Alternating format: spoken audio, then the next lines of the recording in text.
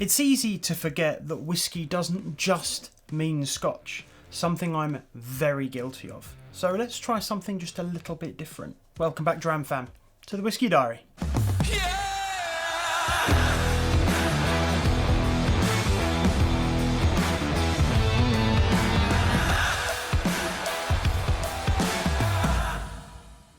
Those of you that have been following the channel for a little while will know that I'm a member of the Somerton Whisky Club. So full disclosure, I pay for my membership. I'm not paid to review any of their products or anything like that. This is entirely my choice. Whenever it is a Somerton month, it's a whisky club, you pay £50 every other month and you get a bottle of whiskey, so 6 bottles in a year. There's always a bit of a rush from all of the other YouTube whiskey folk to get their review out first. So Dan reached out to a few of us and said, look, if you want, I can send you the bottle a week or two early and you can have your review ready so that when the bottle is released, you can all put your reviews out together and your respective audiences can appreciate that content as the bottle goes out, so we're not all rushing, which I massively appreciate. Thank you, Dan. But this month's was just a little bit different. Now, usually or historically, Dan sends us all Scotch whiskey. Well, I say Scotch actually. There was a Macmillan, but generally it's a Scotch style whiskey. But this month was their first time shipping out a bourbon. I am not a big bourbon drinker. I've got nothing against bourbon. It's just that's a whole world that I'm yet to really dive into. I've got a handful of bottles. I've got the Eagle Rare, which I quite like. I've got a few bottles of Rittenhouse Rye and stuff like this. I generally like some ryes, but they have to kind of be sweeter. But anyway, I got sent this. This is the Americana 6-year-old Small Batch Bourbon. This is a 6-year-old whiskey. It was distilled by MGP, which I'll get to in a minute, but it was bottled by the Americana Whiskey Company. I guess it's just called Americana. They're an independent bottler. This is, of course, a bourbon. It is bottled at 48.4%. It is unchill filtered. It is all natural colour. It is a mash bill of, so the grains that go into this are 75% corn, 21% rye, 4% malted barley.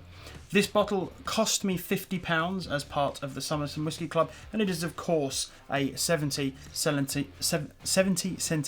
bottle. As it is a bourbon, it was of course finished in a new white oak charred cask. It had never had anything in it before, and as it's bourbon, it has to be aged for a minimum of 2 years. Well, as I say, this one is 6 years old, and there are 1,227 bottles. So as I mentioned, this was distilled by MGP, which is Midwest Grain Products, I believe it is. They're kind of like what Loch Lomond are to Scotch whisky. They're kind of the same to bourbons and other grain products. They just make an enormous amount of whiskey and you can buy and sell it as your own product. Obviously Loch Lomond do bottle their own, but MGP are just essentially a giant whiskey factory. If you drink any kind of American whiskey, you've almost certainly drunk some. They supply the spirit for Templeton.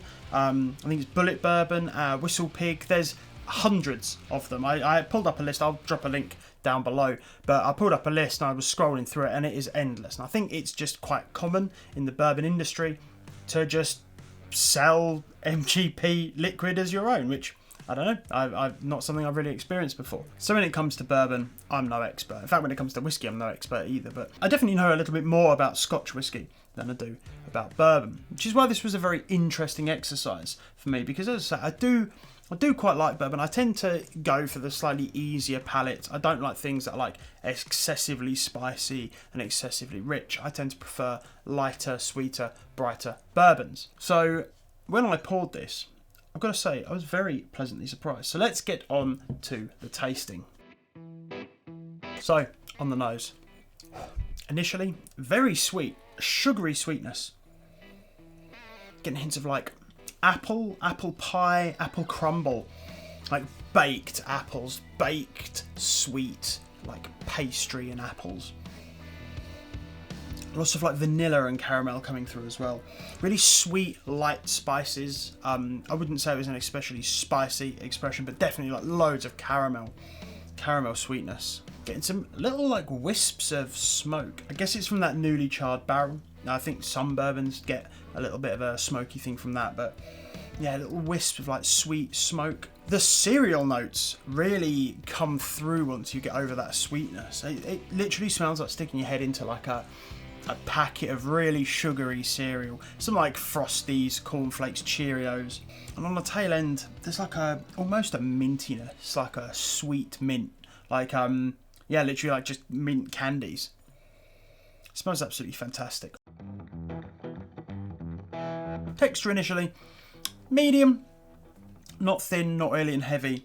Has a bright, almost mintiness to it, but then immediately sweet caramel, like caramel and corn.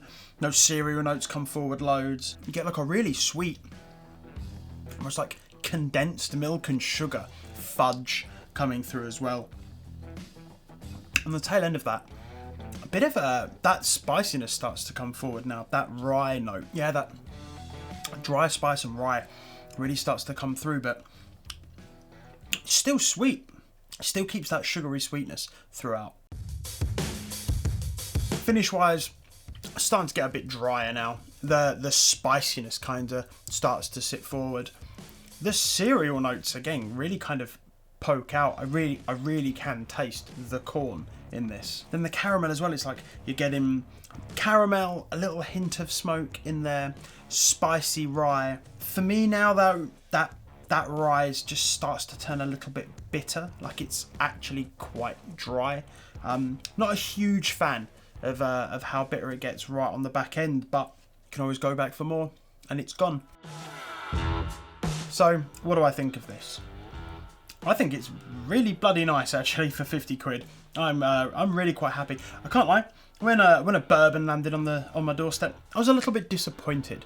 I am definitely more of a Scotch drinker, but now I have drunk it, I'm actually really quite happy, and I'm quite excited to try some more bourbons off the back of this. Overall, really nice, really sweet, caramel, vanilla, all of that stuff that we like to see from bourbons. A little bit of a spicy finish. For me, that finish just turns a little bit bitter, which maybe that's just the result of it being only 6 years old. Maybe a few more years in a barrel would maybe smooth that tail end out, but I think overall it's really quite delicious. I think if you're into your virgin oak whiskies, I think if you're into Speyside, especially the sweeter Speyside, you could very much get into this. I wouldn't anticipate this is for maybe a seasoned bourbon drinker that likes the really dark, rich, spicy bourbons. This really is not what I think this is supposed to be, but then also I'm not really a bourbon expert, so maybe you can let me know down in the comments. At the end of the day, it's a good, enjoyable liquid for 50 quid, which I really can't complain about. But anyway, that's enough from me. Thank you all very much for watching. If you've liked this video, please do drop a like down below, and if you'd like to support the channel, please do consider subscribing. Let me know down in the comments if you've tried this, if you're a member of the Somerton Club, and what you think, especially if you are a bourbon drinker. Let me know what you think of this in the context of other bourbons. And on that note, slàinte mhath.